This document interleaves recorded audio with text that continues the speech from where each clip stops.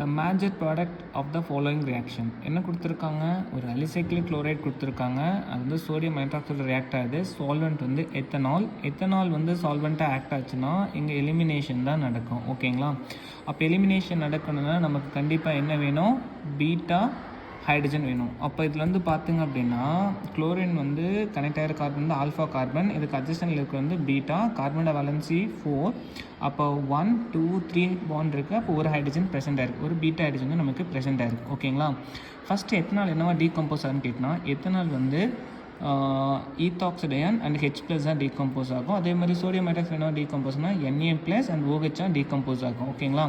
So இதுக்கப்புறம் வந்து பார்த்திங்க அப்படின்னா இது ரெண்டு ரியாக்டர், இப்போ எத்தனாலும் சோடியம் ஹைட்ராக்சைடு ரியாக்ட் ஆகும்போது நமக்கு என்னன்னா சோடியம் ஈத்தாக்சைடு ஃபார்ம் ஆகும், அந்த வாட்டர் எலிமினேட் ஆகிடும்.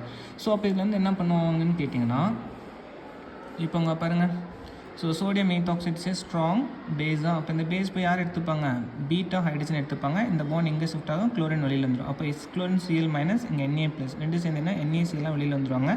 அப்போ எத்தனால் ரீஜென்ரேட் ஆயிரும். It's a major product. Thank you.